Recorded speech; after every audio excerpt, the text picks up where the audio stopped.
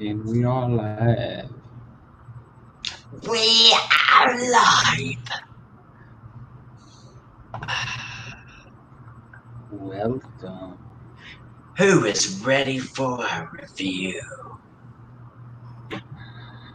As ready as I can be.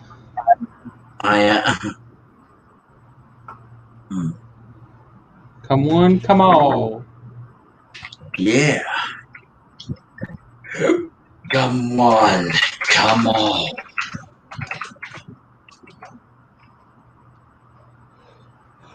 Shit. And that's a holiday.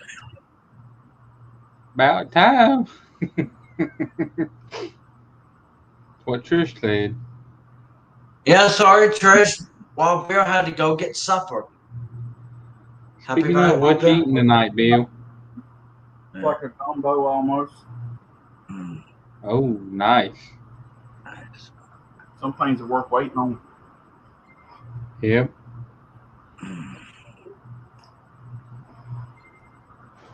Look now, who the hell keeps messaging? Everybody. Yeah, that's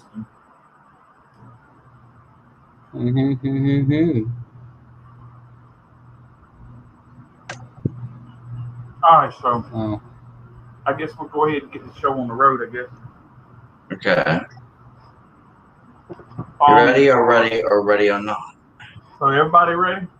I got something that's worth waiting on. Ooh, man. Ooh, man, Trish is already offering stuff. Shit. Wow, even in the air church. My kind of party. That's right. All right, guys. Do y'all want to start it now, or do y'all want to wait a few minutes? Let some people get in here. Up to Either's you. fine with me. Yeah. What? Your call, it's your stream. Well, let's wait a few minutes. Okay. All right. See if some more people show up.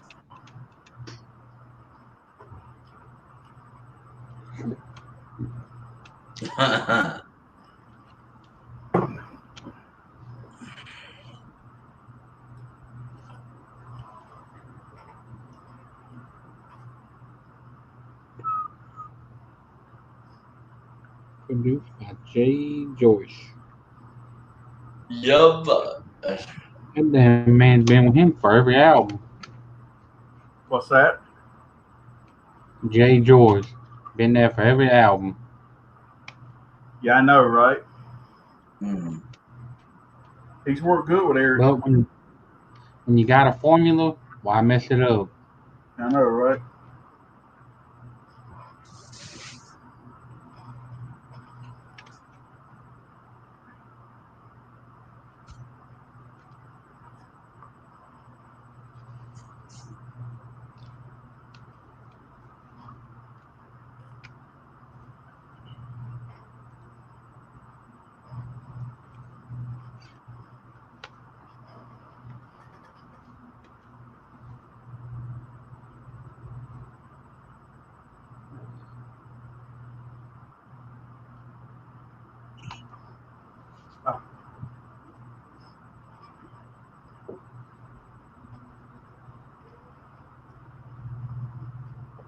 That's kind of hot anyway. Yeah. What she said.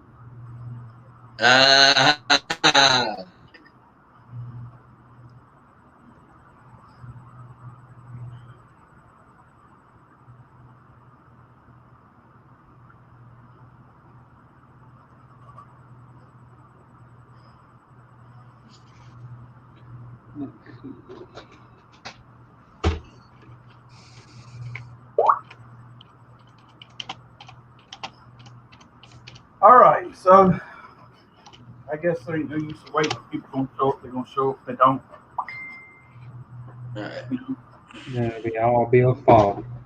where is everybody? Probably. Yeah. Yo, where is everybody? So today, I just want to say welcome to the Wild Bill channel. Me and my good friends Alvin, which is going to church tonight, Chipmunk, and Yeah. my good friend Backwoods Darkening Redneck, aka Robert, and I am Bill. Everybody knows me as Wild Bill. And we have the Ice Pets Queens in the comment right now. So, us three guys decided here a little while back to want to do the Eric Church Sinners Like Me album review. Okay? We're going to wind up doing the whole Eric Church catalog.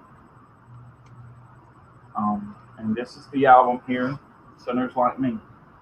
Sinners Like Me was released in July 6th of 2006. So that makes it officially, what, 15 years old? Yep. Well, pretty much. Well, yeah. I mean, we'll be 15 next month. 15 next month, yes. So almost 15 years old. And I have to say that it is one of the best debut albums from an artist that I've heard in a long time.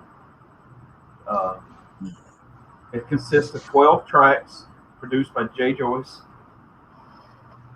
Am I right on that, Robert? Yep. Okay. So basically what we're doing today is we're going to go down, we're going to start with track 1 through 7. We're going to talk about each track, each one of us, what we think of the track, what the track means to us, and everything, until we get down to track number 12. Yeah. And I might give some little closing statements about the album and everything, and that's pretty much about it. But Eric Church is a few more things I want to say before we get started. Eric Church is just one of those artists who does not conform to the mainstream Nashville music sound.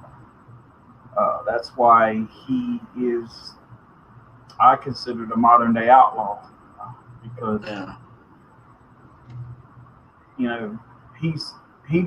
does the things he does it the way he wants to, and he's already proven time and time again that when you bring the music to the fans speak on what they want, and he's done that several times already. Yeah. So you have nothing. And when you give an album to your fans for free, it makes it number one. Then the theory that you had all along is true. That's later date for another album. But I just wanted to say what kind of artist I think Eric Church is. So basically, we're gonna kick this off with Eric Church's "Sinners Like Me," and the first track, which I'll kick this off today, is a track called "Before She Does." Now, I really think this track is cool, and basically what it's talking about is a relationship gone bad. It talks about, basically what it's talking about is it gives you references about the Lord and Jesus, and they're talking about like how he thinks the Sabbath is it's a day of rest and all that stuff, and he's talking about it. She's really gone. She's left a few times and came back and everything, but this time she's really gone for good, and he knows that Jesus will come back before she will, and that she's like out of his life for good. There's no chance of ever rekindling whatever they had before, and I know about that because that's pretty much the way my first dates have done me. She's never even really gave it a second thought of us ever getting back together. So, so I guess I'm one of them people. I kind of believe that Jesus will probably come back before she will. So, it's just a cool song how he takes and weaves that all together into a awesome song. And just talking about, there's a few lines in there, and one of them is talking about, how gas is too damn high. which is the truth right now. There's Oh yeah. nothing more in this country than American a mama's apple pie. And he's talking about how he believes in love and peace, but you'll never see it in the Middle East, and he believes Jesus will come back before that happens or whatever. So yeah, it's kind of a funny take, kind of funny play of like Jesus coming back and how these things will never happen before Jesus comes back. It's really a cool song. I think it's funny, and I give it 4 stars because I love it, and it's upbeat, and it's really cool, and I just love the play and the metaphor of words that it uses.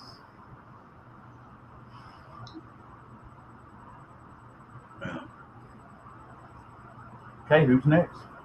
Who wants to talk? How many stars did you give it, Bill? Oh yeah. 4. Yep. Okay. So who did you want to go next? I go in order, so okay. I guess that one would be next. Okay. So yeah. This song, Before She Does, very first track from this album, is actually a nice start. I feel like it's a very nice opener to the album.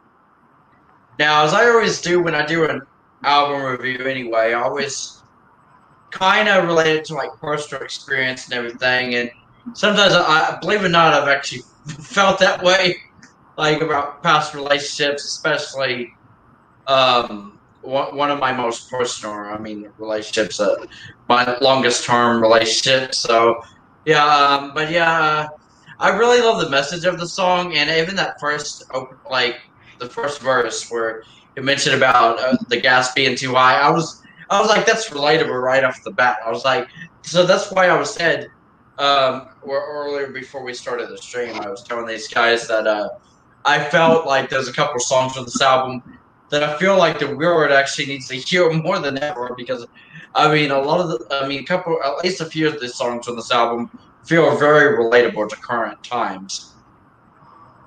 But yeah, this song,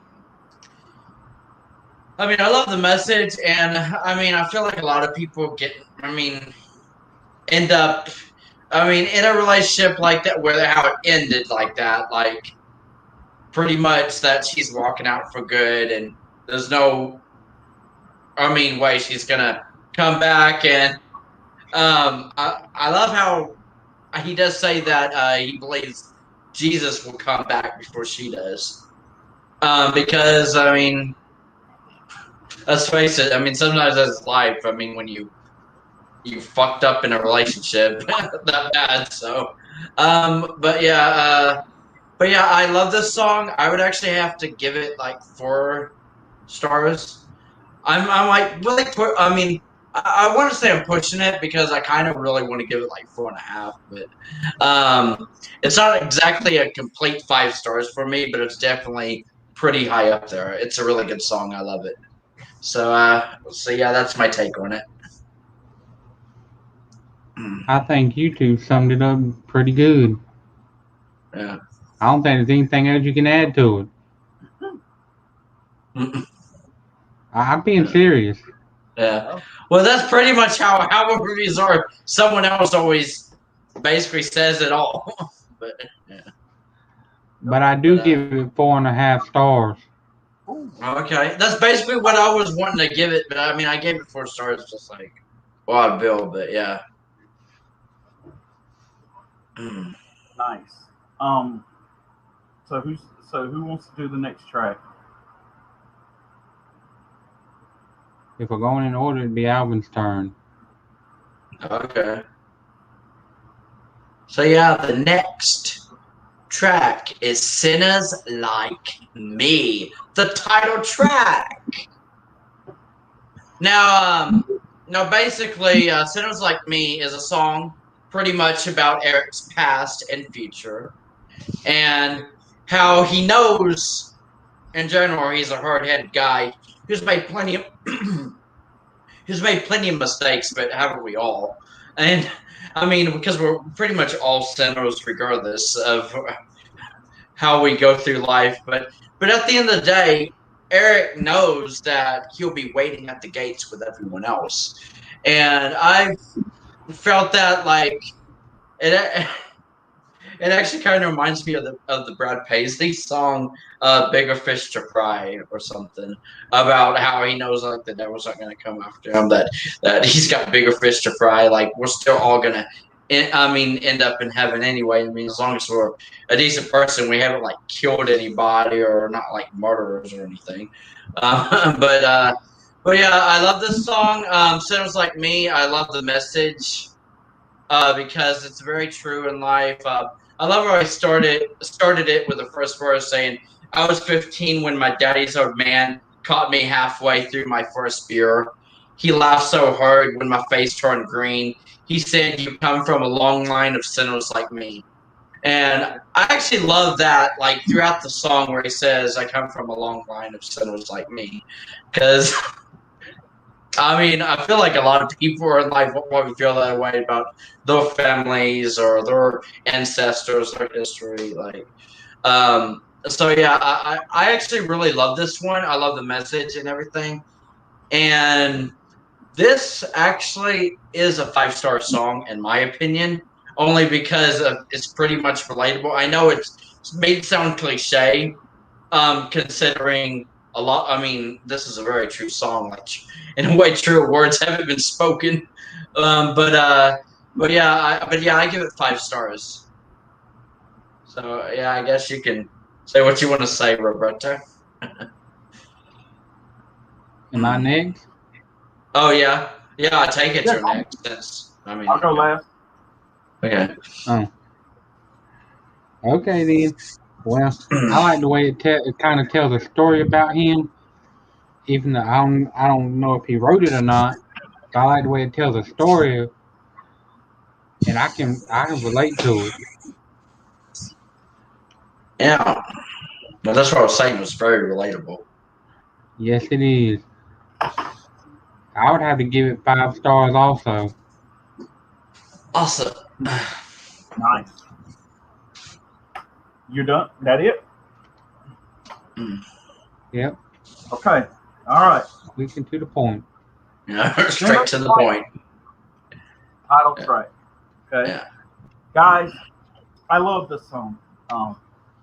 It's one of my favorite songs off this album. And every time I think of this song or I hear this song, I think of not only my childhood, but a lot of things that's going on in my life.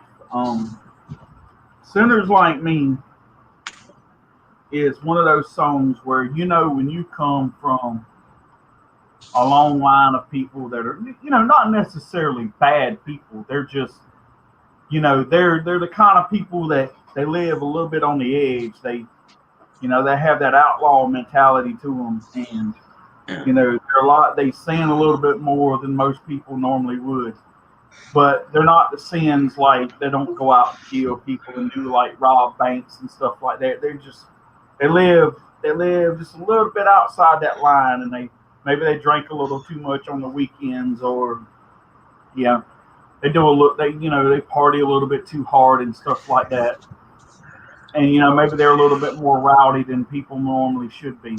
And I love that song because when you're talking, and like Alan was talking about how the song opens up when I was 15. I just want to say, like, I don't say this too much about a lot of artists because I don't think a lot of artists. There's 2 people right now in country music that I have never seen string words into songs and make them flow like they do, except for Eric Church and Luke Combs. They can take words that you just never like what I'm saying and just make it flow so smooth. And every word in that song has a purpose of why it's there. They're just not putting words on a page just, oh, well, this word rhymes with this, but it doesn't really have a meaning in that song. And like, I love the last part of this when it says, I know where I'm going to go. And me and Jesus got this part worked out. When I'll wait at the gates to face till his face I see, and stand in a long line of sinners like me, which we know that we all will someday. And I just love that, man, because it's just letting you know that even though, you sin, y'all gonna stand before the Father one day, and hopefully you've got that thing worked out between you and Him, where you come in and spend it you can walk through those pearly gates sometimes. But it just gives you hope to people like us who are just kind of out there and live on the edge, but we're good people, and like, it's almost like a badge of honor in a way, to a certain extent, when you come from a long line of sinners like us. I'm not necessarily saying that's a bad thing. It's just, it's who we are as people. I don't know that I would have wanted to come from any other way. So that's pretty much. I give this song 5 stars. I mean, it's just, it just flows in the way the song is written. And to answer your question, Robert, Eric Church wrote every song on this album. He didn't write them all by himself, but he wrote every song on this album. So I should have known that. So, all right. Well, that's it. That's all I can say for sinners like me. And so we're on to the next track. Yeah, Roberto introduced track number 3. Damn. If I don't choke to death. Oh, if I don't choke to death. I'm about to choke to death. Next we have.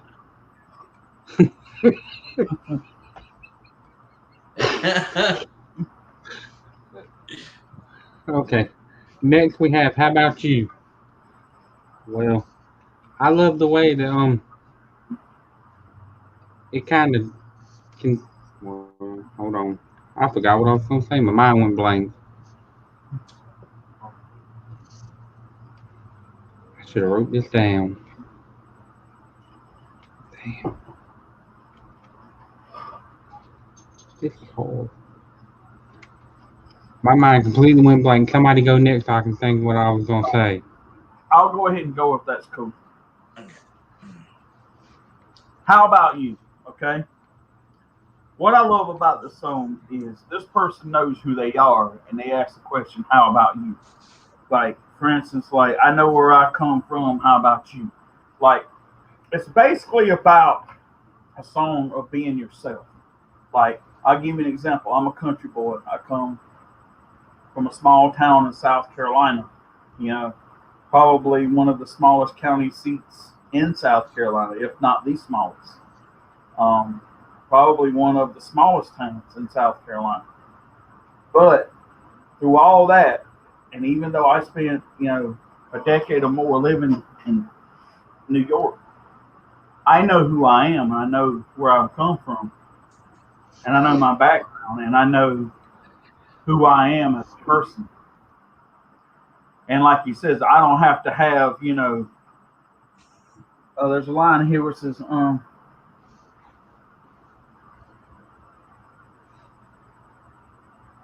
I don't need baggy clothes or rings in my nose to be cool. I'm cool. I can be cool no matter what. People like me for who I am. I don't have to put on a persona to make people like me. And basically, that's what the song is totally all about. It's just being yourself and loving yourself and loving where you come from and not bowing down and I got to be this kind of person to fit in. No, he's saying, being yourself. Who are you? I know who I am. How about you? So pretty much that is the gist of the song. If anyone else wants to go after me. Okay. Well, I can go. I just want to say I really love this song. And the music video, I have to like. Oh my god, I actually love the music video concept for the song, especially.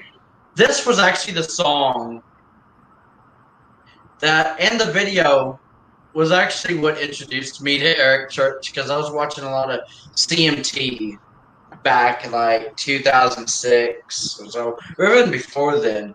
And this video would come on CMT a lot back then, back in 2006. And I always loved it. I remember even watching this video earlier on like CMT's website, cmt.com, because that's where I used to watch all my like country music videos or my favorite videos from artists back then, because I mean YouTube, they didn't really have music videos on YouTube back then.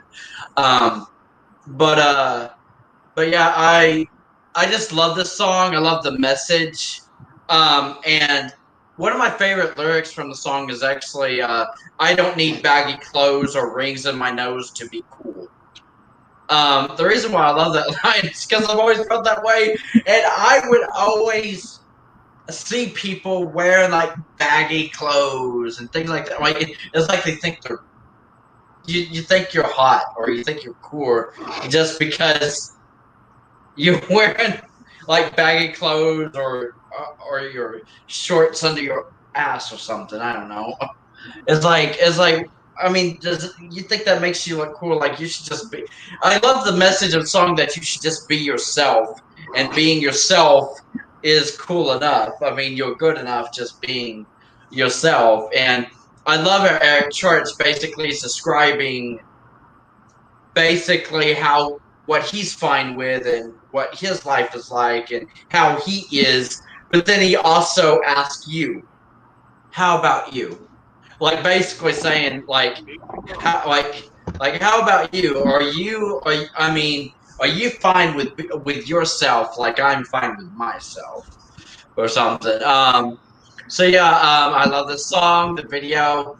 This is what introduced me to Eric Church and what made me a fan right from the get go. Um, so with that said, and maybe because of nostalgia, I mean, I do love the song and the video as well. So, in all honesty, I'd probably have to give this song 5 stars as well, just like the previous track. Even if, I mean, Eric Church still has better songs than this in his catalog, but it's still the song that introduced me to him. So, I just gotta thank him for that. So, and I love the message. So yeah, that's my take on it. So. Mm. Well, Yeah. first off, I won't say I'd have to give it 5 stars also. Because this is Okay. what introduced me to Eric Church, and as soon as I heard it, I knew he was going to be a star. I knew he was going places.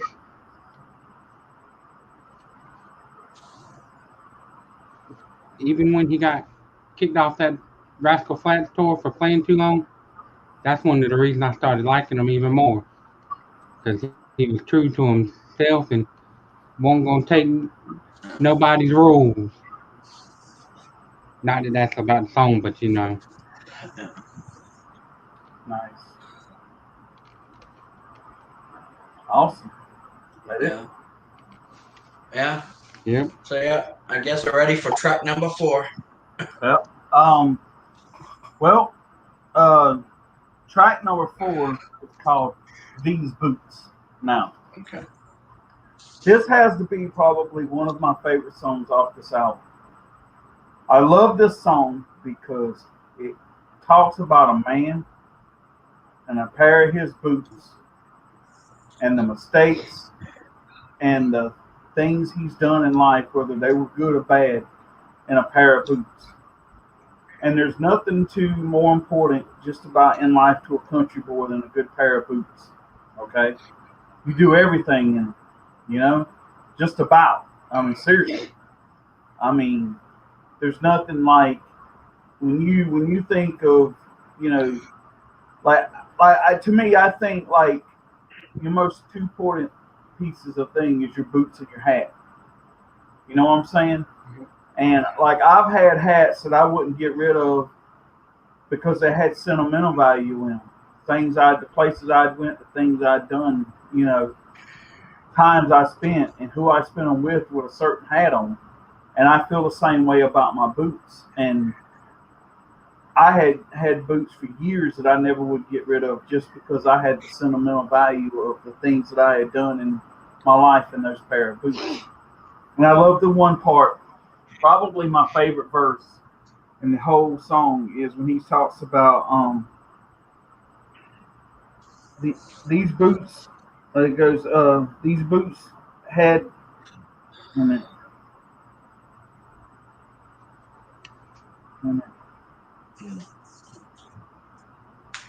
When he was talking about, he said these boots had the spur of that beast at Cheyenne.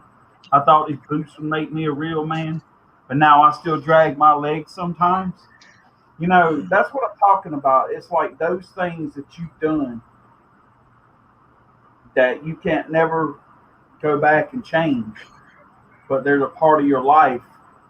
And, I just love that, man. And, I have to say this, and I think that a lot of the songs on Eric Church's first album have been more about, I think, his journey and his life journey than any other songs on any of his albums. I just think that first album was like, okay, here I am, and you either like it or you don't, you take it or you leave it. And I love this song and these boots. And if you've ever seen Eric Church live, you know that when he plays this song live, people hold their boots up in the air, and if you're close enough to him, he'll reach down and grab a pair and he'll autograph them and give them back to you. I love that, man. And it's a staple Eric Church song, and I hope it never ever goes anywhere. And when he plays this song live, I don't know, man, it just makes me go crazy. Yeah. That's it, man. These boots. What y'all guys got to say? Well, I actually really love this song. I enjoy it. I don't know, just a song. Like, I love how it is a metaphorical song about a guy. It basically blames his stubbornness on the pair of boots that have been with him through all the stupid things he's done. And one of my favorite lines from the whole song were actually, let me see here. I'm looking through the lyrics. But yeah, I mean, but I really love how he said, but the damnest thing I've ever seen them do, like talking about his boot or these boots, is walking out on you. And I don't know, I love that message. I mean, I feel like that's another relatable thing. I love how Eric Church's songs, like even just the four songs we just covered just now in this review, like, are also relatable in their own ways. So yeah, I just gotta say that I would have to give this song 5 stars as well, just like the previous 2 songs. So yeah, I really love this song. So that's my take on it. Yeah. Oh, and I meant to say earlier. I'm sorry, Robert. Didn't mean to interrupt you. I meant to say earlier that I gave. I wanted to say that I gave. How about you? 4.5 stars. Oh, okay. 5 stars. Okay. Well, I agree with both of you, but I like how it's got a undertone to it. I don't know what you call it. Kind of like Alvin was talking about. Yeah. But I like how it's kind of telling a story, if you will. But then it's got an undertone wanting to go back to the girl. Yeah. But he can't get the courage to do it. And I'll give it 5 stars.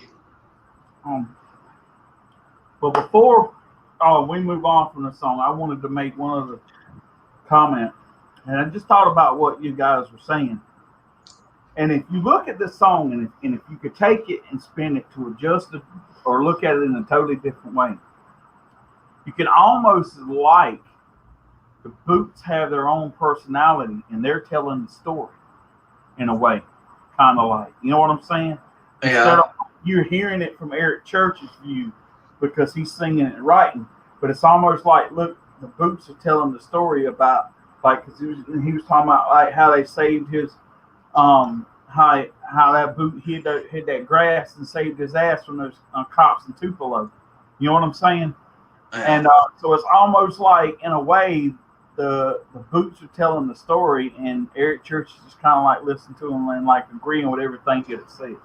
You know what I'm saying? So it's kind of, the thing I love about these kind of songs is you can take different perspectives and look at it in like several different ways, and I love that. And that's just the magic of his songwriting and how he writes songs, and I just love it. So Yeah.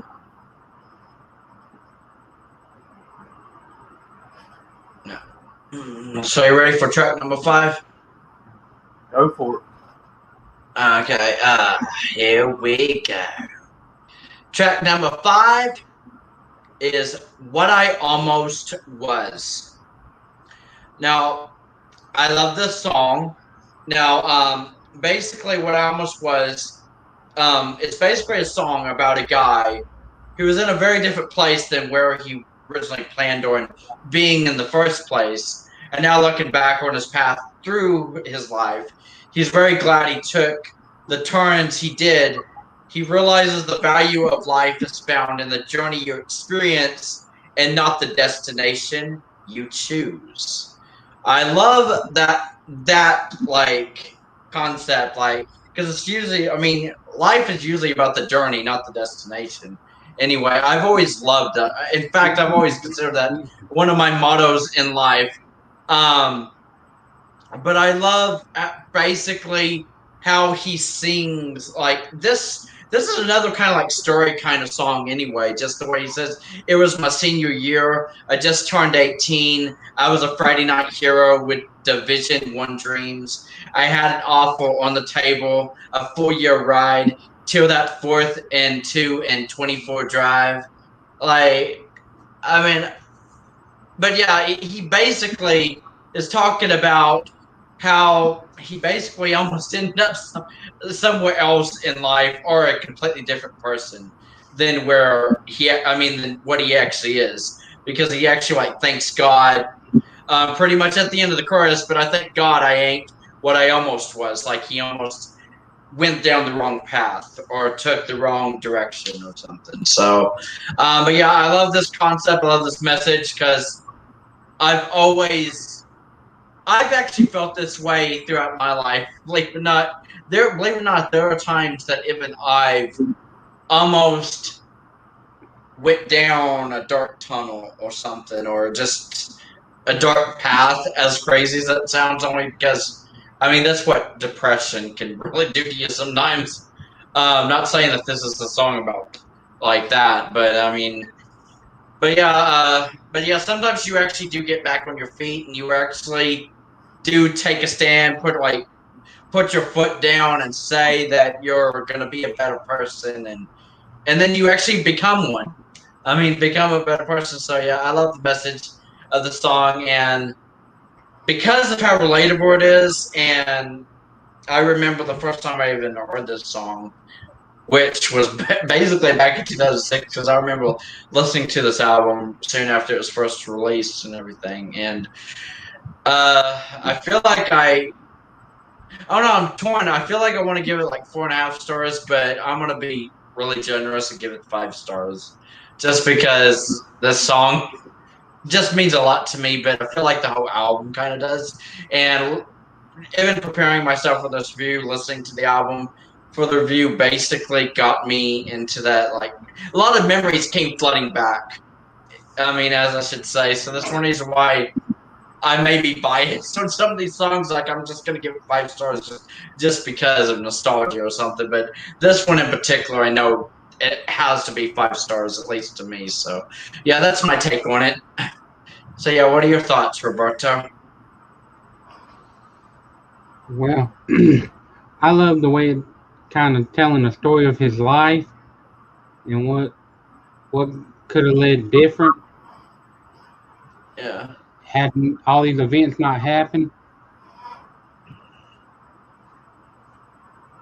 and I like how he's looking back on it, and he's thanking God that he wasn't what he almost was. Yeah. And it's actually one of my favorite off the album, so I'd have to give it 4.5 stars. Okay. Nice. Give me just 1 second, guys. Okay.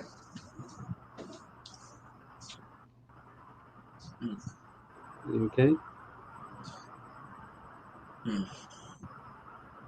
But yeah, I mean, I have the same question. Well, I feel like what you asked in the chat. What's that? Oh, because you asked if Trish was still here. Because I know she hasn't commented in a while, but she's probably I mean just listening. But yeah. Oh. Cool. Okay.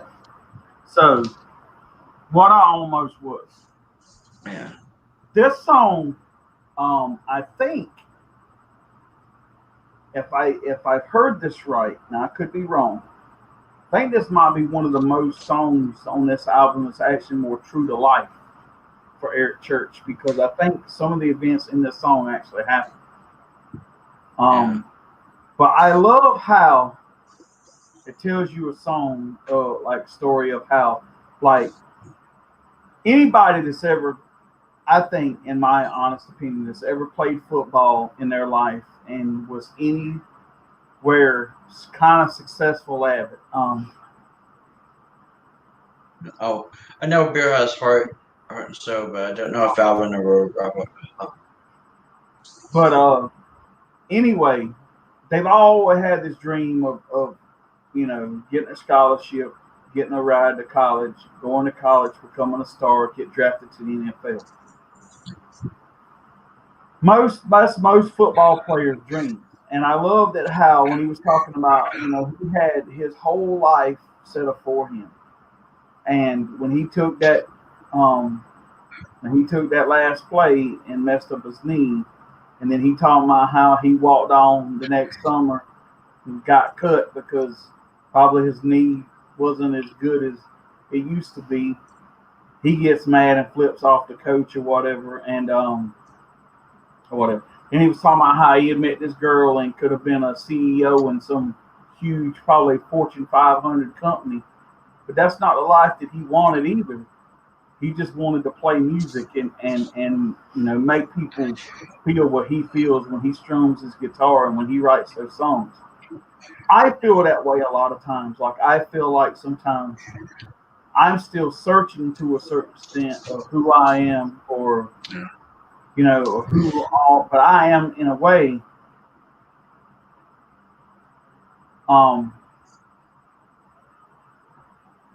I in a way, I'm kind of glad that some things maybe not turned out the way they did in my life, and maybe I'm glad that. And there's some things in my life I wish would have turned out the way they did, but that's life, and that's what I kind of like about what I almost was.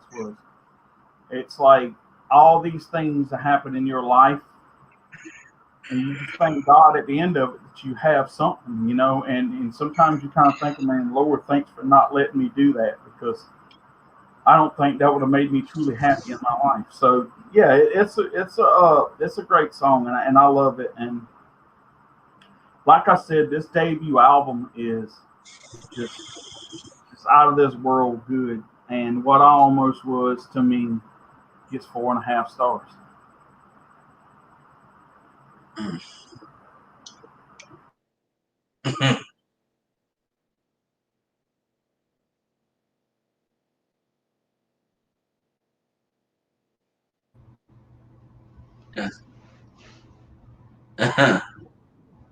Damn, I lost sound there for a minute. Okay. I'm still trying to figure out who this guy is in the comments. Yeah. But yeah, it's like good luck. I don't know if Trish wants to review that album. Hey, what do we call you? What's your name? Yeah. I think Bill froze on us. Oh wait, did he freeze? I was wondering. I was like, either he's like playing the world's best game of mannequin, or he's like actually froze.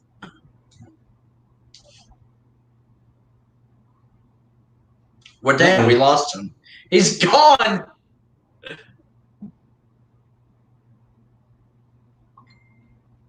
Oh, okay. Oh. Yeah. No. Yeah. Well, but I mean, I don't know. I mean, it could be, but. Oh yeah, welcome back, Wild Bill. What happened? Did you? My internet's acting stupid. As usual. Yeah. Yeah. Don't have enough respect left for Garth to review another Garth album. Okay. Oh yeah, I knew it was either because of Trish not having much respect for Garth at this point, or because the album just isn't that good. I mean, which, let's face it, when it's a Garth album, I mean, Garth does have some albums that are just aren't that good. Unfortunately. Did anybody go ahead while that little stint with the internet? Did anybody I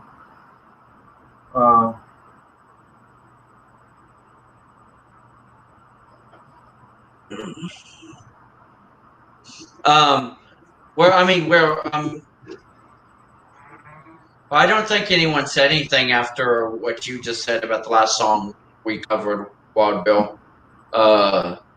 What I Almost Was. Yeah. Oh yeah, you're right. You're right about that. So who introduced that song?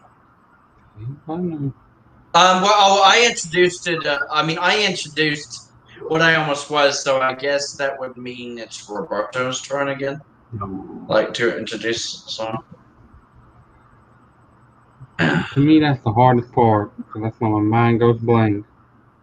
Oh, when you have to introduce the song? Yep. Well, I guess we're on to track number 6, The Hard Way. I like it because it's telling a personal story for Eric and whoever else was the writer on it. And it tells about all this stuff they had to go through in life to learn a lesson.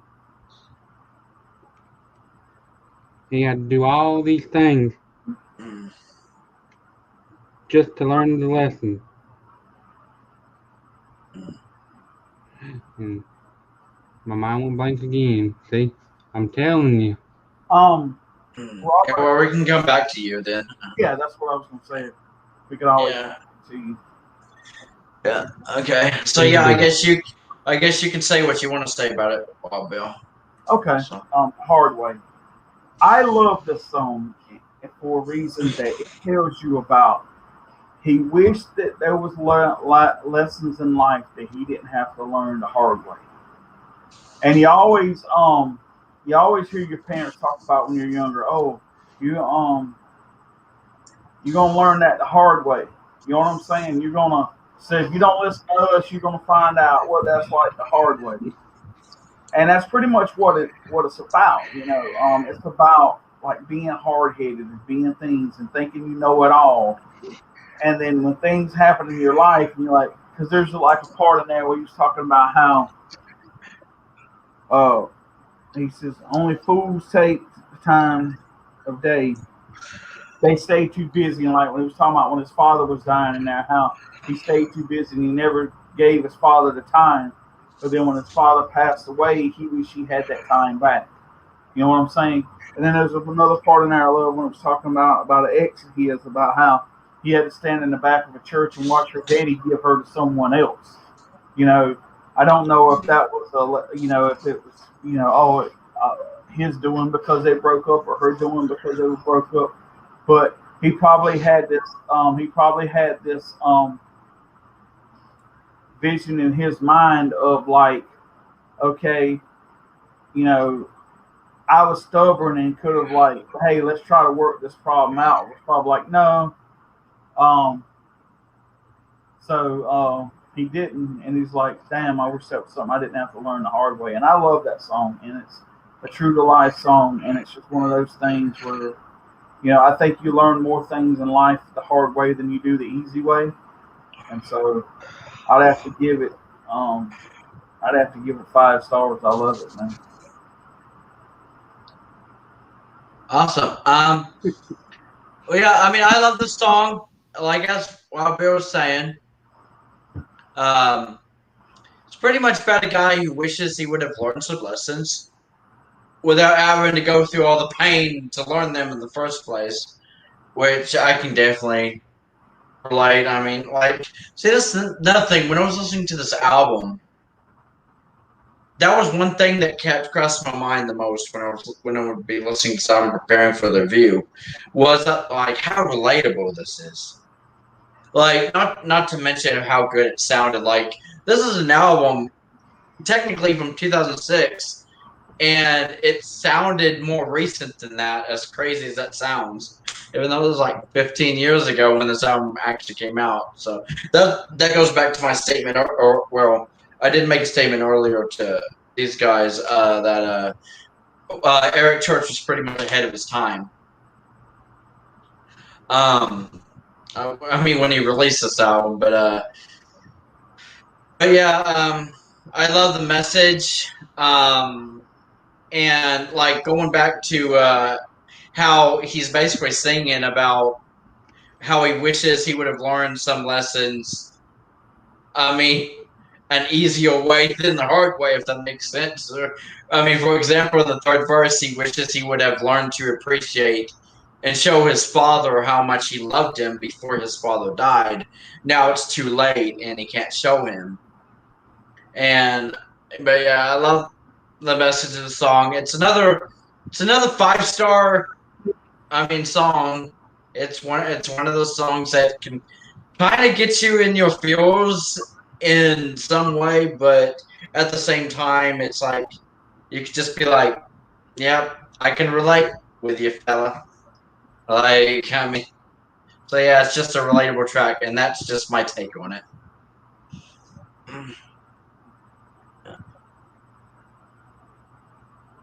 Whose turn is it?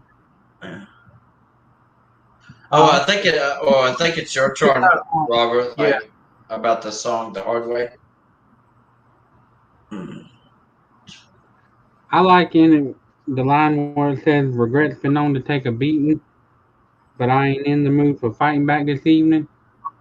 Yeah. Hell, sometimes I can relate to that line there. Yeah.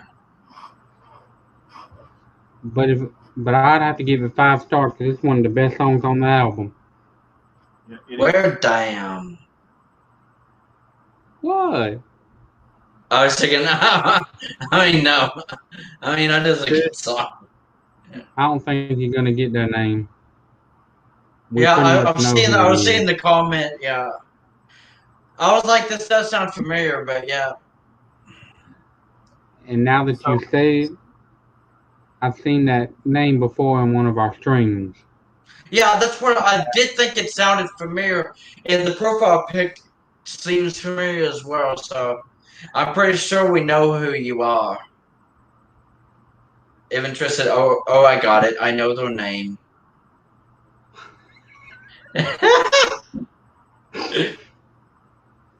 Okay. Happy about it? Yep. Now, oh, now we're getting to some good stuff. Where I mean, not to mention, I mean, not like the rest, like the songs we just covered weren't good, but yeah, but yeah. Track number 7. Track number 7, guys, called "Guys Like Me." Now, I love this song. The reason why is because when I think of guys like me, you know what I'm saying? I see myself in this song because you know most of my ball caps have something on them where it's grease or dirt or whatever it is. You know they're not clean. I love my shirts untucked. I always have. I've never been the kind of person that really likes to wear their shirts tucked in their pants. Damn. Yeah. But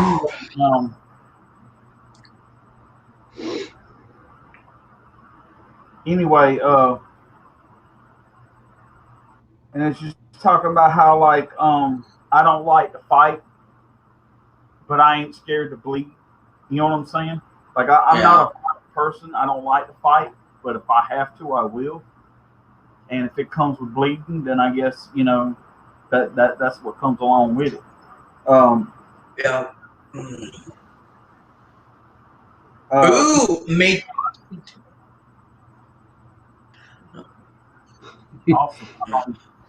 And so I just love this. I just loved how this song was talking about like I've known some girls that had a father that was like, you know, they're kind of high up and stuff. And like you said, I love the line when he says, "Your daddy worked at the bank, mine worked on cars. My father's been a mechanic.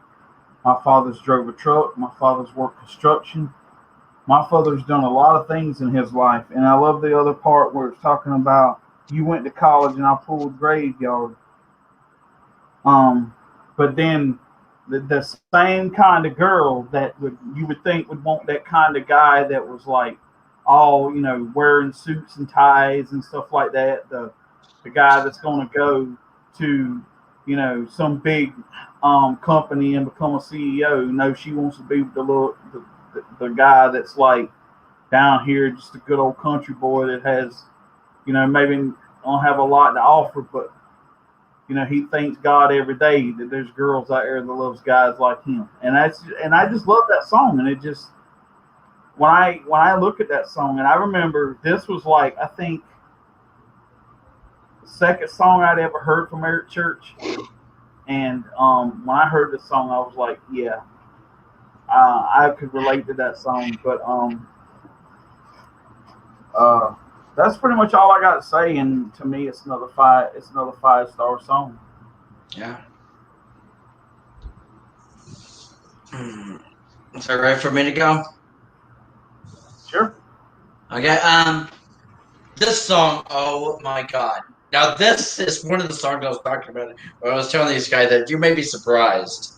Because, believe it or not, before we even planned doing Eric Church album reviews, I don't even think Bill and Robert even thought I would be a fan of Eric Church. But the thing is, I mean, I probably don't know as much about Eric Church as these guys do. I mean, I'm not gonna lie, but I do know his music, and especially some of his biggest hits, and this for me was one of them. Now, this is the most surprising part is guys like me, I was obsessed with back in 2006 when it first came out, and then I mean I had already been in a couple of relationships, but I mean they weren't long term and they didn't really last. But then basically I got into a relationship in 2012 with this girl from the Philippines. I've always mentioned her before. I mean, I dated her for 5 years, and just knowing what my love life was like with her and what I got to know about her and what she got to know about me. Believe it or not, I've actually dedicated this song to my ex-girlfriend back when I was still dating her at the time, because it's always how I felt. I would listen to the song thinking about her some nights, only because she came from, I mean, even though she's lives in the Philippines, her mother was a wedding planner, and her dad did a lot of travel for business. But I mean, they had money compared to where I was living at the time, and I was pretty poor. But I always felt I always considered myself a country boy living in the city, even though I was still technically living in the city. I was still a country boy at heart, and believe it or not, I used to wear a cowboy hat whenever I'd go out, or even a cap or something, like what was described in the song. And I've always felt this way about myself, even though I can't relate to everything that Eric Church sings about in this song. I can relate to quite a bit. I don't like to fight, but I ain't scared to bleed. Believe it or not, I've actually gotten into fights in the past. But yeah, I just love this song, and this is how I always felt. And I was like, that it's hard to believe that girls like you love guys like me. And I would always say that to my ex-girlfriend when I was dating her. So yeah, so believe it or not, there was at least one. I mean, there was a few more Eric Church songs, to be honest, but this one in particular I did dedicate to an ex-girlfriend of mine when I was dating her, because it's how I felt at that time. So yeah, this song kind of took on a new meaning for me back in 2012, 2013, like earlier on in my relationship with this girl. So yeah, so I have a lot of precious memories with this song in general. So yeah, 5 stars all the way. If I could give it 10 stars, I would. I love this song. This is one of my favorite songs from the whole album for sure. And that's why I loved your comment, Trish, about now this song I remember and I love it.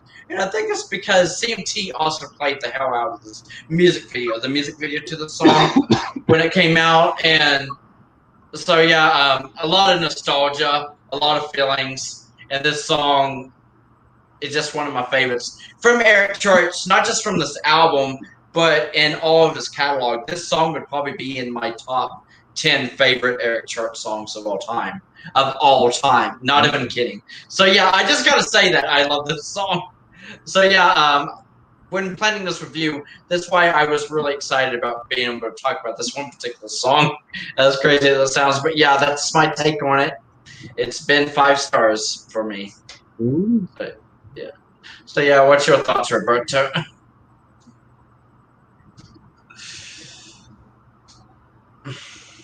Huh? Your turn. Oh, yeah. Oh yeah, your turn, Right, Roberto. I was you. about to say. Oh, okay. I'll just keep it short and simple. I can relate to it, and I give it 5 stars because it's one of the best ones on the album. Which there ain't a bad song on the whole album, but yeah.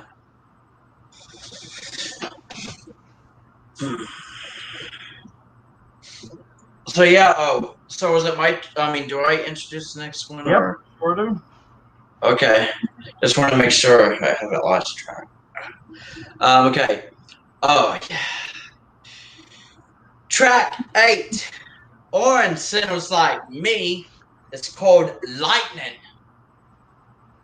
Now, I absolutely love this song and the message, and I feel like it. I mean, I don't know if it's based on a true story, but I feel like it should be like at least a movie or something. I mean, this song just in general, but basically it's about a man, like the final thoughts of a man as he's about to be executed for the murder of a boy who worked in a liquor store. Over the course of the song, though, the man's view of his execution changes, and he finds peace to go to his final judgment. So basically, he's like repenting his sins, like at the very last, like his very last moments, but also he's basically trying to find peace and hope. Basically, he prays that his daughter basically forgives him for what he's done.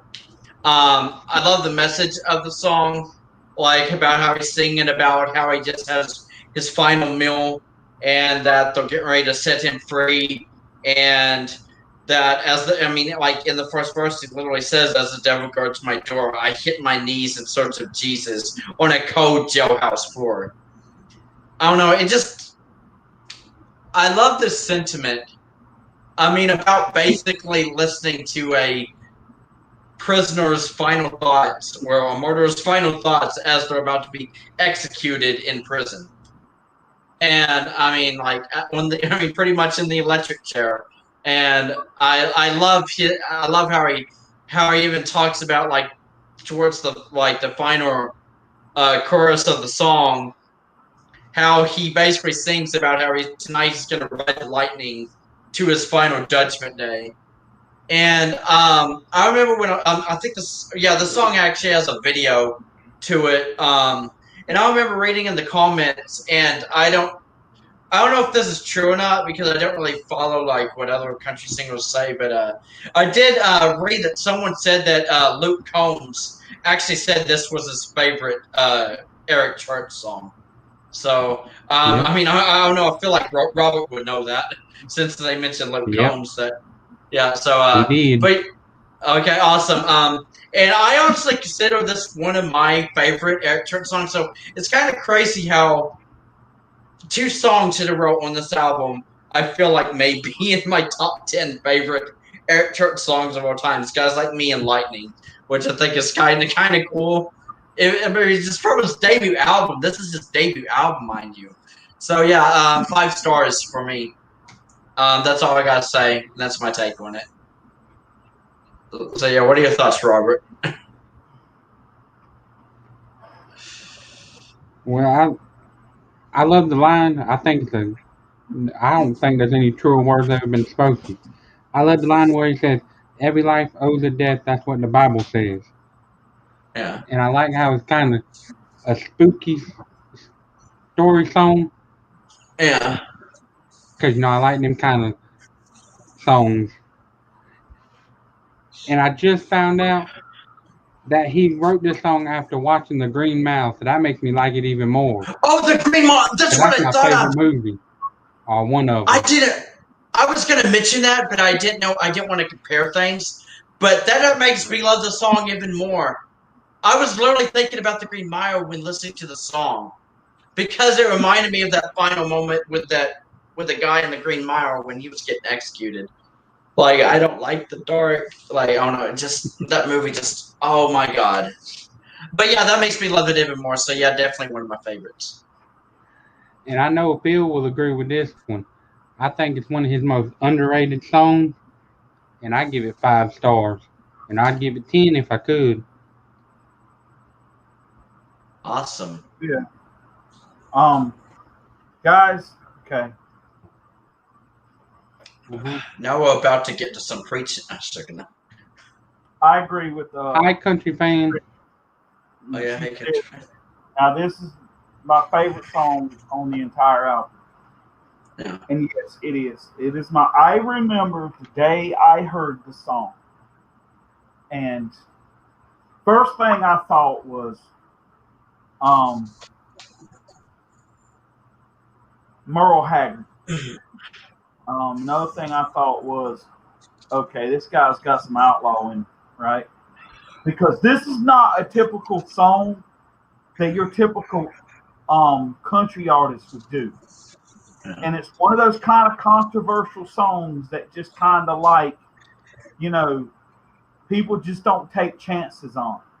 You know, of course, Eric Church wrote the song, and he's the sole songwriter on this song, right? And that's just what makes it so great. And the thing I love about this song is, like I said earlier, him and Luke Combs have this thing where they just take words, man, and they put them together, and they flow so genuinely, and they just flow so good, and it makes you entwine yourself into a song so much that you're just like, dang, you know what I'm saying? You can almost see yourself there. And when I heard this song, it makes you want to feel bad for the guy that got shot and died, right? Yeah. But then there's the way he tells that story when he says, a hungry blue-eyed baby crying made me rob that store. As that boy laid there dying, I dropped my pistol on the floor. Yeah, I'd take it back, but there's nothing I can do. They've covered my face, the order's gone through, and the boss yells, roll on too.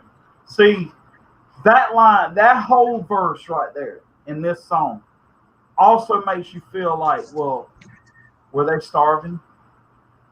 So bad to the point that he had to go rob that liquor store. And, I know that boy, like in the song and stuff, it talks about how he was reaching for the gun. If that would have been me, honestly, I'd have just been like, man, take the money. You know what I'm saying? It ain't worth dying over. You know what I'm saying? And probably in that situation, if you kind of look at it, you'd probably thought, well, damn, but then again, you can't sit there and say that you would have done that. You know what I'm saying?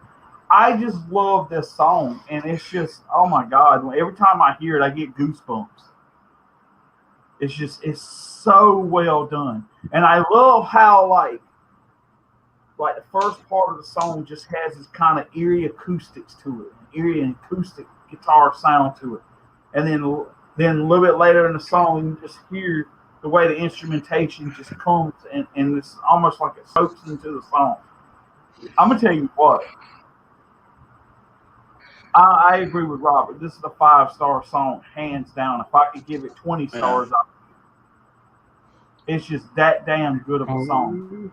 And to me, it's the best song on the whole album. And love it. And when I heard this song, I was like, yeah, he's going somewhere. And Hey Country.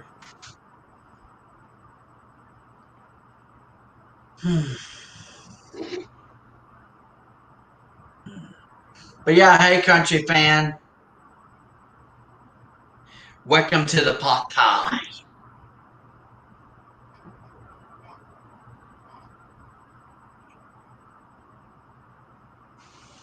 Okay.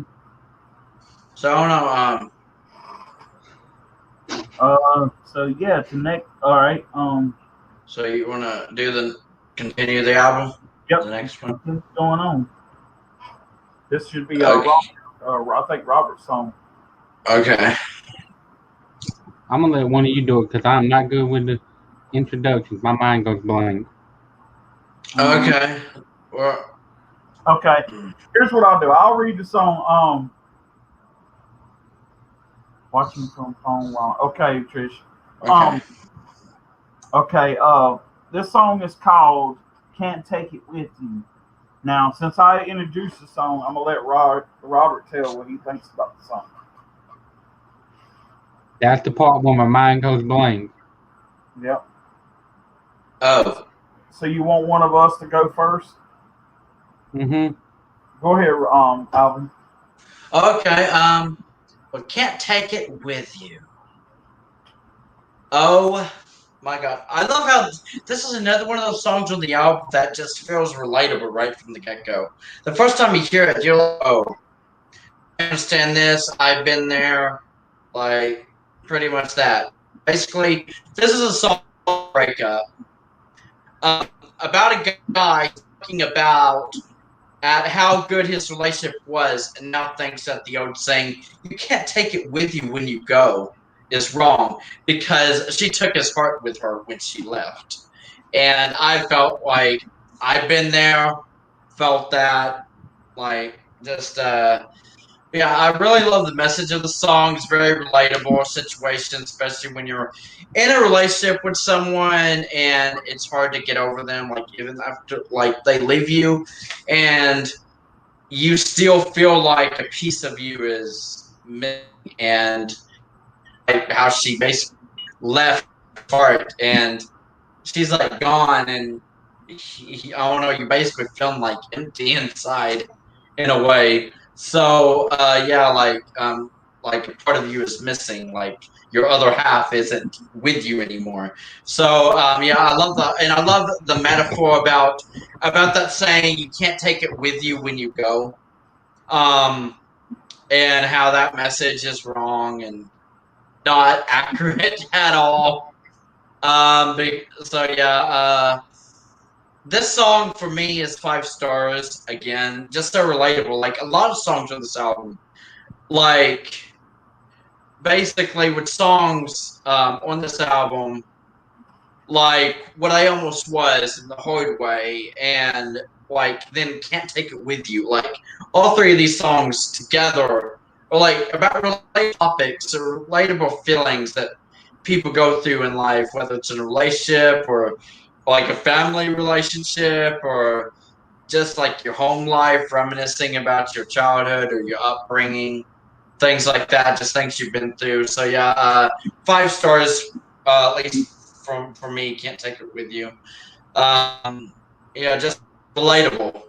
That's all I can say. Just if I could describe it in one word, relatable. That's what I would say. So that's my take on it. So yeah, what are your thoughts, Robert or Wild Bill, whichever one wants to go? Yeah. You want to go next, Robert? I guess. Yeah. I'm looking up each song so I can, even though I've Okay. listened to them a million times. What's that line I just Yeah. I mean, I like how it says in the song she don't. It's almost to Dallas, and she took everything physically and emotionally. Everything he got, she took. Yep. Yeah. And it's true, because when you die, you can't take it with you when you go. Nope. True. But I don't know what else to add other than what Alvin said, because he pretty much nailed it. So I'd have to give it Yeah. 5 stars. I mean, well, I could have said more because I mean, you guys know about some of my previous relationships, and yeah, I've actually been, like I said, I've been there, felt that. So yeah. So what are your thoughts, Wabgo? Okay. Now, can't take it with you when you go. All right. I love this song because, like I said, it's a metaphor song. Can't take it when you go, and what that means is people believe that you can't take your stuff with you in the afterlife. And it's none of your earthly possessions are going to do you any good once you die, and that is true. And even if you could take it with you when you go, it's not going to do you any good, right? I mean, so there's no use in that. But the thing I love about this song is that you're right. She broke his heart, and not only did she take his heart and everything, but she took everything that they had together, and now he's left with nothing. And and he's kind of like he's like, what do you mean you can't take it with you when you go? Yes, you can. You can take it with you because she took everything that I had. And I just love this song. It's kind of a simple song. It's nothing real like. It's not a grand story like I would say like something like Lightning is or something like that. But it's still a great song, and I just love how again Eric will just tell a story and sometimes even in just a few words. And so I'll give this song 4 stars because I do think it's a great song. I don't know that to me, in my opinion, that it's worthy of 5 stars, but I do think it's a great song though. Okay. So moving on, I introduce this next track, and this song is called "Pledge Allegiance to the Hag." Now, anyone who don't know what that means, my name is Merle Haggard, one of the best, one of the great outlaw country artists of the movement and of the time. I love it because it's talking about how this song you go to some kind of like little dive bar, a real dive bar, and it's just like a little hole in the wall, but everybody there, love real country music. They love drinking, beer. They love having a good time, and when a song is played, like say Ogie from Muskogee or something like that, they all raise their Yeah. glasses and because they know that that is true country music, and they pay homage to all the old stars that came, the real country artists out there that paved the way for the artists here today. And it's Yeah. pretty much just like a paying a homage song. Like it's talking about how we'll always wave the pledge allegiance to the hag. It's like they'll wave that banner and wave it proud. Know that they support those type of artists like Merle Haggard and stuff like that. And I love and one thing I love about it too is Merle Haggard sings on a small part in this song. And so that's also cool. And for that, gotta have 5 stars. Oh, yeah.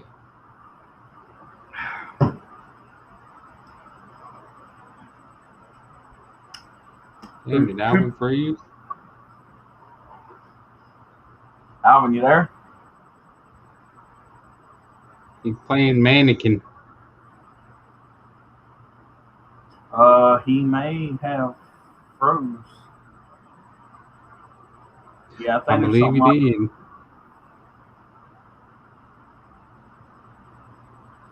Because he's not moving down here in the bottom either down here. Well, then you might have to go out and come back in. Oh, That's what he's doing. he gone. He gone. He'll be back.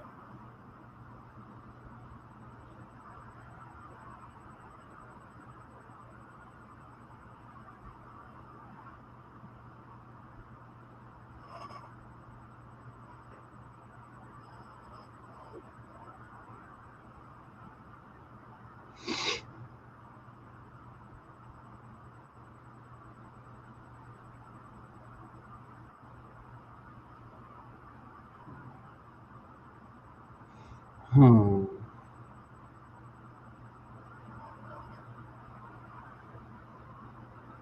Come on, chipmunk.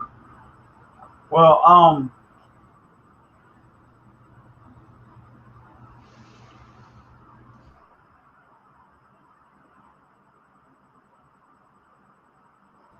Don't you say that, Trish. there he is.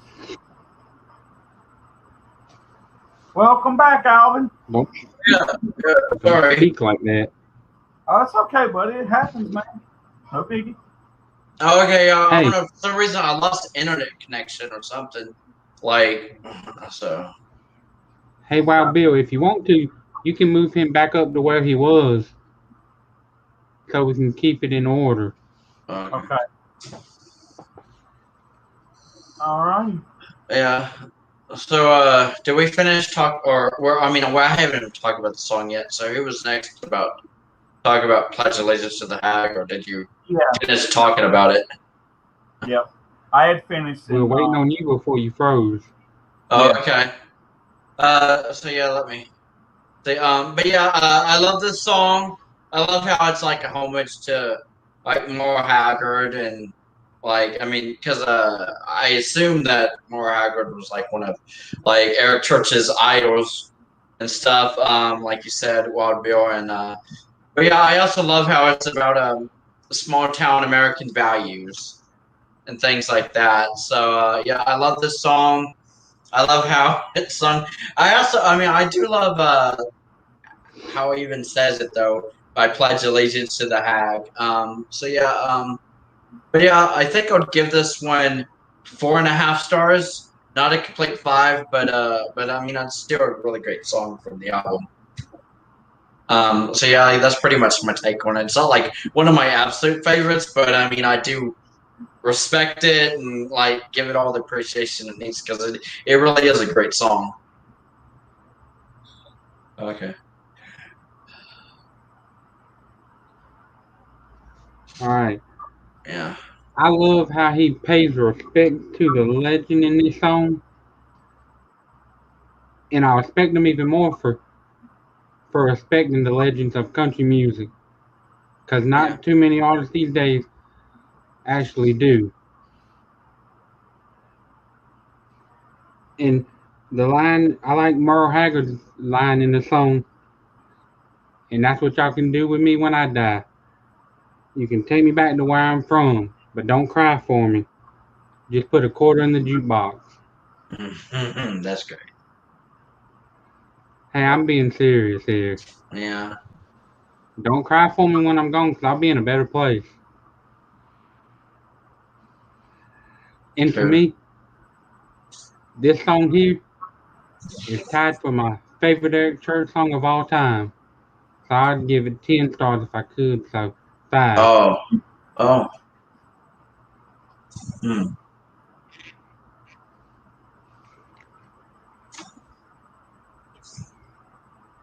Next is Alvin's turn. Oh. Or introducing the next song? Oh, okay. Yep. So yeah, track 11. 2 Pink Lines. I love this song. Yeah, just the way I said that. 2 pink. Yeah, 2 Pink Lines. I love this song. I love the music video. I love how upbeat it is too. And I've always this video in particular was another one of the first Eric Church videos I ever saw. The three Eric Church videos that pretty much introduced me to Eric Church. Like, how about you introduced me to him completely?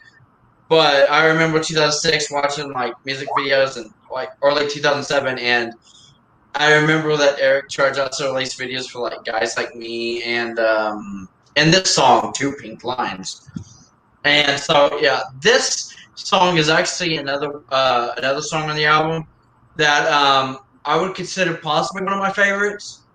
But I mean, I don't know. I just love the message. It's a song about a young couple awaiting the results of a pregnancy test, and the guy is basically thinking about like no matter the results of the test, like pretty much by the end of the song, it's clear that he wouldn't change what has happened, no matter what the results are of the said pregnancy test.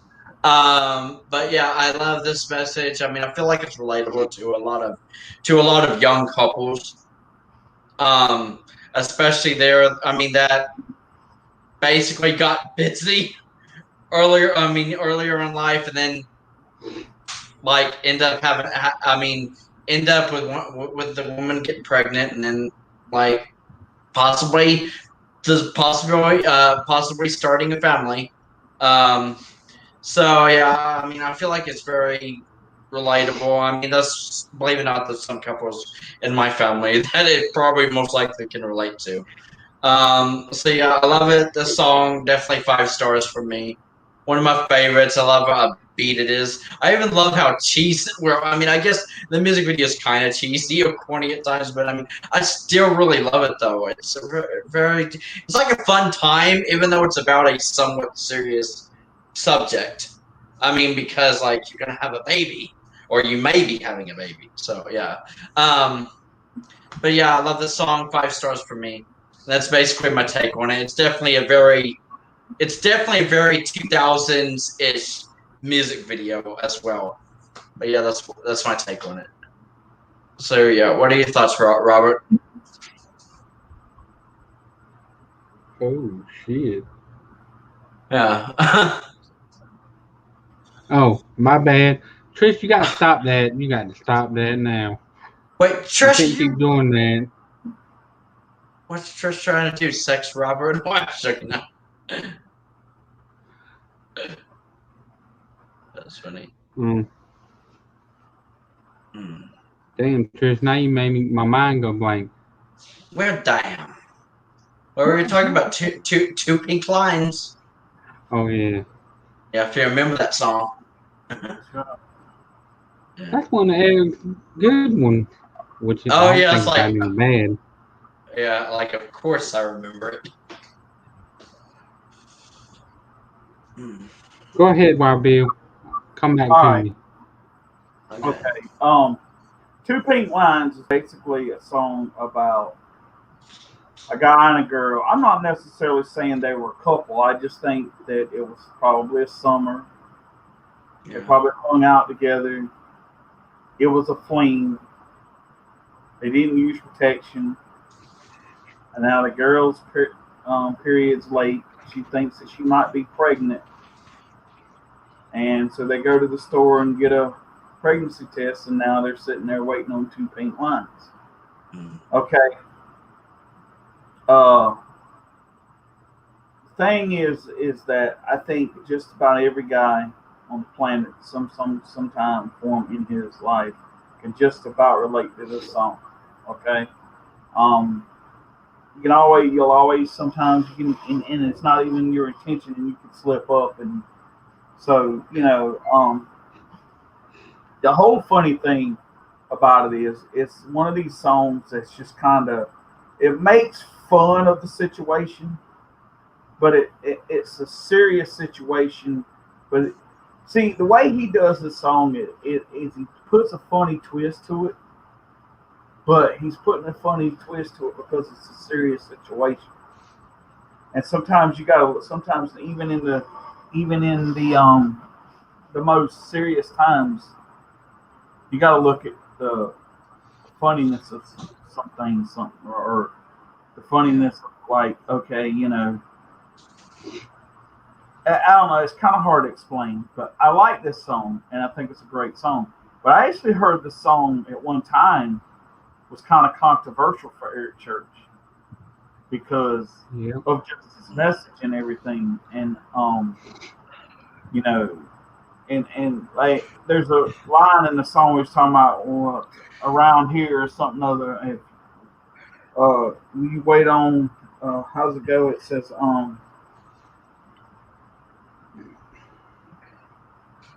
when the moment of truth finally comes, she gives not and come undone. Okay. These days, the rabbit doesn't die. You just sit around waiting on two pink lines. So it's almost like in this town, there's nothing to do but like maybe go somewhere and get it on. So if the rabbit's not dying, then you're waiting on two pink lines. Pretty much, it's pretty much what the song kind of like is. So it's I give it 4 stars because I think it's a great song and it's an awesome song. It's one of those songs that he had a video for, but I think it's one of them songs that you just can't really take all that serious and just fun and all that stuff. So I like it. Yeah, well, that's what I was trying to say when I said the video's kind of cheesy, corny, like a lot of fun stuff, but it's about a somewhat serious subject. So yeah. The only thing I can add is I like that Victoria Shaw was the co-writer on this one. Yeah. Because as we all know, she got some good country songs. Mm-hmm. And I like how it's, like y'all said, like it's kind of poking fun at it and not being too serious.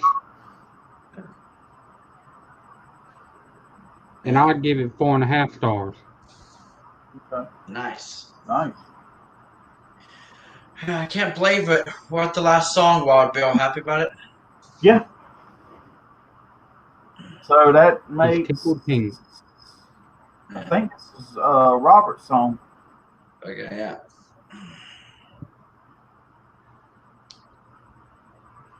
You want to do it again?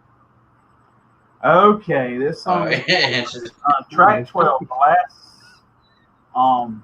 track on this album, and I actually can't believe we're here already, which makes it kind of weird. An hour and a half. And it's kind of a fast review, but I just wanted to say, Living Part of Life is track 12. Now, did you want to go ahead and say something, or do you want me to? You can. Okay. So basically what this song is about is talking about like he wakes up in the morning, he already wakes up late. He's got a ton of things that he's got to do that needs to get done, but he knows that he'll probably not even get a quarter of the things that on that list that he needs to get done. Right? And then he decides, you know what? He said tomorrow he's going to take himself fishing. Right? Yeah. And he said, I'll read it to you. It says, so tomorrow I'm taking me fishing, hanging a sign on the door of my life. Tell the word that I've gone missing and I won't be back for a while. So I'm tired of only wishing I could have trouble behind. I could leave my trouble behind. I want to be front porch rocking with the big sun dropping in a blue sky. Kick back, get high on living part of life. So basically what he's trying to say in this whole song sums it up, and I think in that chorus is that everything else in his life has run his life, and he doesn't have time to live life. So he's going to take a break and take himself fishing and enjoy some life, enjoying the better things of life than always having something to do and always having a schedule and always having a list of things that he needs to do in his life. And that's pretty much what this song is about. True. Yeah. You done? Yep. Oh, and I give the song like 4 stars. Oh. 4 stars. Yeah.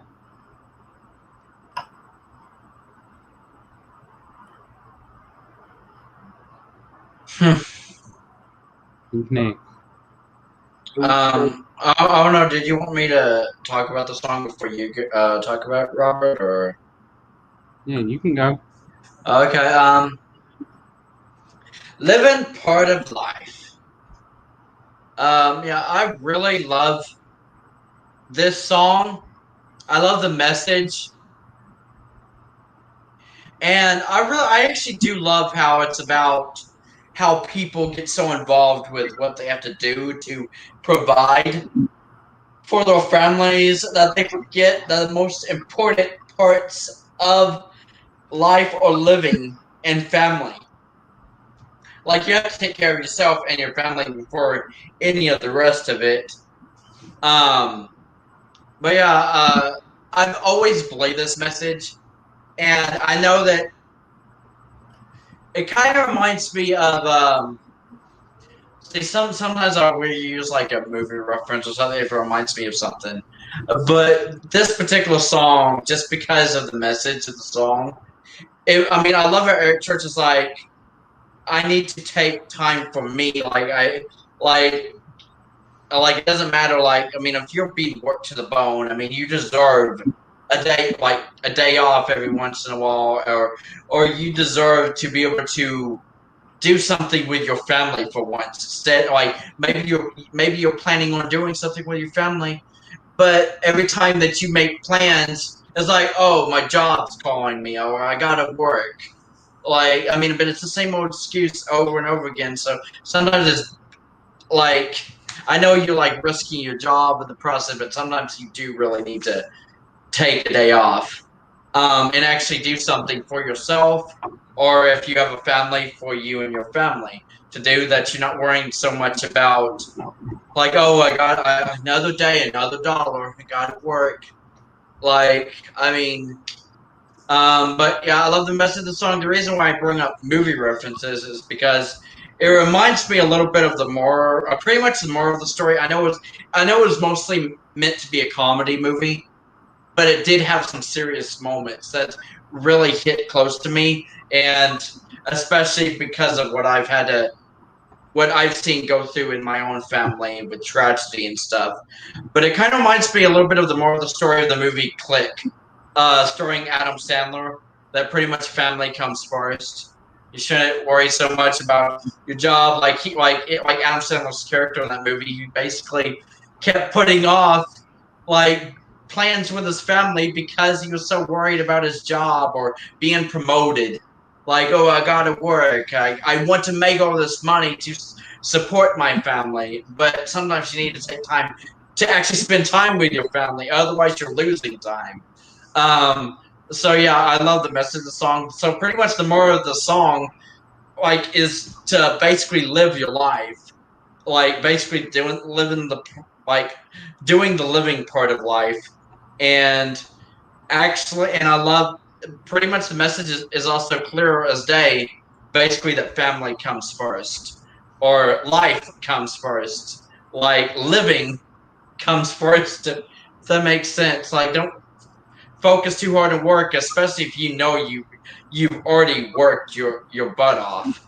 I mean, so yeah, basically the moral story is like sometimes you need to take a few days off for yourself and your family. Like it's okay. Like don't worry too much about your job. Like I love how it says it. Like there was a quote that basically says, no one on his deathbed ever said, "I wish I'd spent more time on my business." I know. Like, yeah, I love that quote. So yeah, I just wanted to say that. So yeah, that's 5 stars from me. Just because I love the message of the song, and I would say it's one of my favorites. But there's so many other songs from this album that I'd probably say I like more than this one. But it's still a really good song, and I would give it 5 stars. I came close to giving it 4.5, but I don't know. Maybe I'm just feeling generous today. Not to mention, this is my first first album review, so yeah, 5 stars for me, and that's my take on it. So yeah, what are your thoughts, Robert? Well, I'll tell you the first thing. It reminds me of Bill because lately he don't never get time to even hardly sleep. Oh yeah. Not with his job. Oh yeah. Oh yeah. And Megan. Yeah, I can see that. Like Wild Bill's like a working man. Well, ever since I known him, this song has made me think of him because he's always busy. And Yeah. it seems like he's never got time to hardly do anything. Yeah. Actually, now that I think about it, I know that. I mean, because of Grand Central Station and people bugging Trish, like Trish has been running ragged, just trying to fix Rabbit's house, and even I know she can't really do much right now, but even I feel like I think of Trish in a way because I know Trish misses being lazy for a day, even though she herself can rant about how lazy people are in this day and age. But I know even she needs a day to herself as well. But yeah, that's very true. I mean, it does sound like Wild Bill. Yep. Yeah, Go ahead. But I give it 4.5 stars.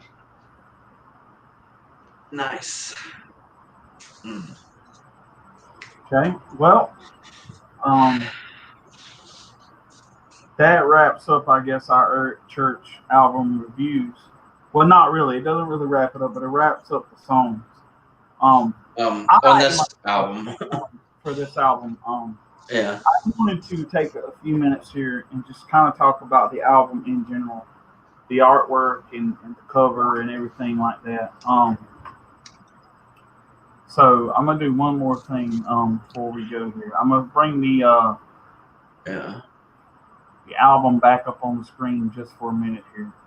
Okay. Now, I love this cover. I love the feel to it. It's kind of dark. It's kind of like mysterious. It's almost kind of like, who is this guy? I mean, you can't even see the name on the liquor bottle, but you know what it is. It's Jack Daniels. I mean, Jack Daniels is the only Yep. liquor I know that has a bottle like that. So it's not like you cannot tell that it's a Jack Daniels bottle. Okay. Now, all right, I'm gonna go ahead and take this back off again. But I've noticed looking in through this album, how it's put together and everything.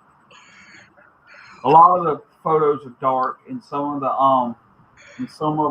photos you only see like part of his face or something, and like the pictures are kind of like black and white and stuff like that.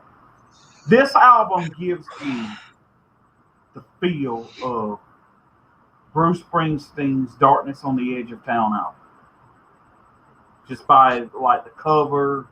Well, not really the cover, but the inside layout and everything on how it's done. Because that album kind of had like a mysterious thing to it, kind of too. It was like, here's this guy.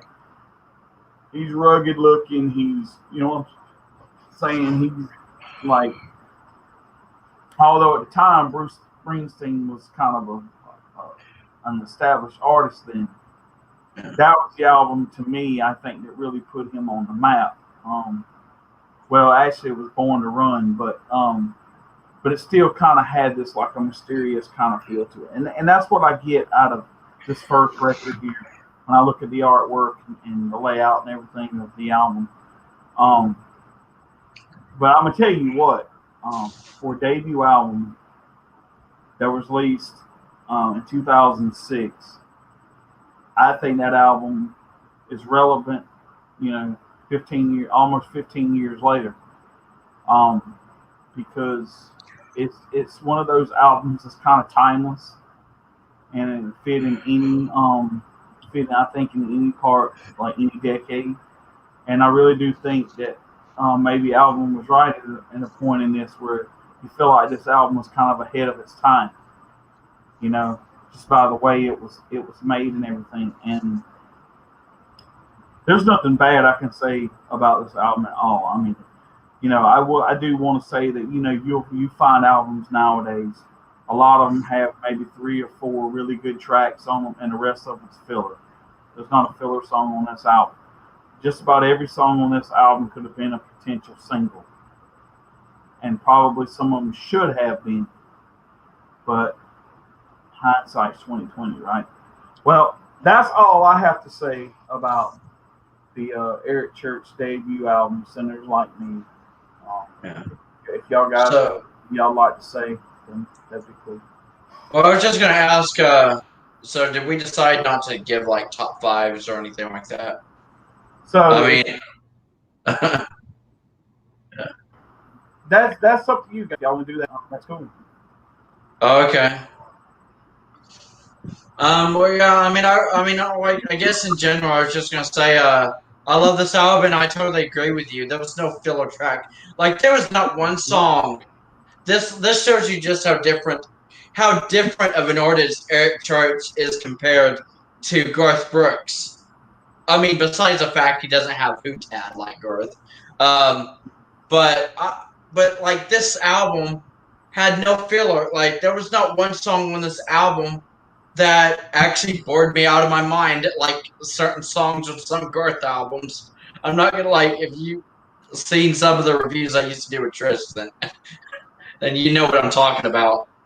But yeah, I love this album. It's one, and I can't wait to do the rest of them with you guys. So I mean, that's all I gotta say. So yeah, I can't wait for the next album review. So I hope we can plan that one soon as well. Okay. Anything you want to say, Robert? Yeah. Nope, not really. Okay. Unless we're doing the top five. Well, I mean, if you want to, I could do a top five. Because we can if you want to. If you don't want to, that's cool. Okay. All right. Well, Let's do it. Yeah, well, I was just gonna say my top five is Sinners Like Me, What I Almost Was, Guys Like Me, Lightning, and Can't Take It With You. Those are the 5 songs I really, really liked from the album that really hit me in the feels the most. But yeah, so I mean, I already picked the top 5 because I know that those were the songs that I couldn't stop listening to when I was listening to this album. So okay, I guess I'll go next. My top 5 is from 1 to 5. Is Lightning, Sinners Like Me, These Boots, Guys Like Me, and What I Almost Was. Nice. Your top 5 was very similar to mine a while ago. Well, yeah. So yeah, what are your top 5, Roberto? Mine's from, well, it ain't worst to best, but because there's no bad song on it, but it's from 5th to 1st. Sinners Like Me for number 5. Guys Like Me for number 4. Where is it? 2 Pink Lines for number 3. Number 2 is, where is it? Let's see.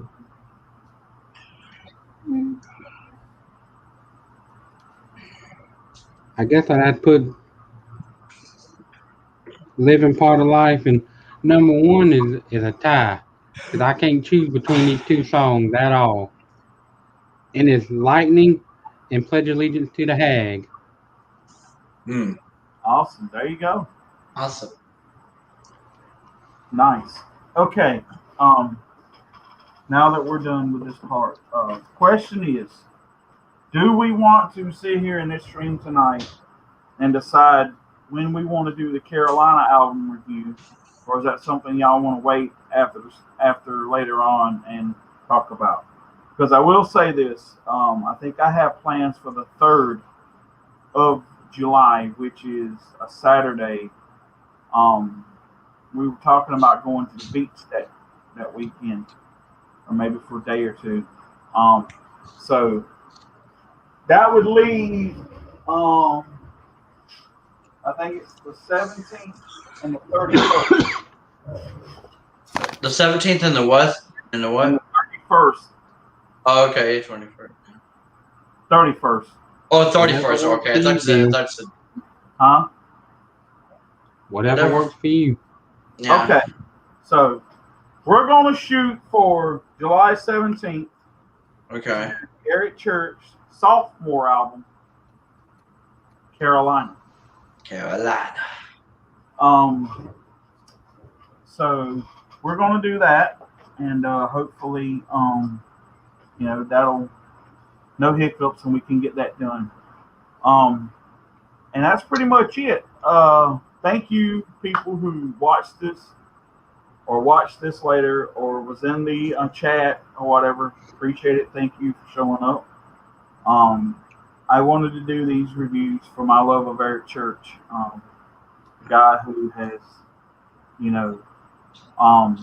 been a big kind of, a person that has inspired me in a lot in his songs and stuff, and and helped me through some tough times with some of his songs.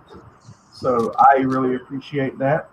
And so we're going to make it here official tonight that July 17th will be Eric Church's Carolina album review.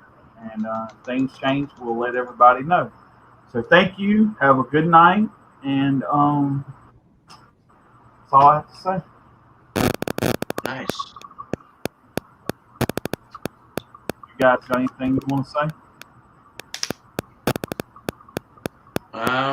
Good night. Yeah, good night. Everybody, good night. Nice.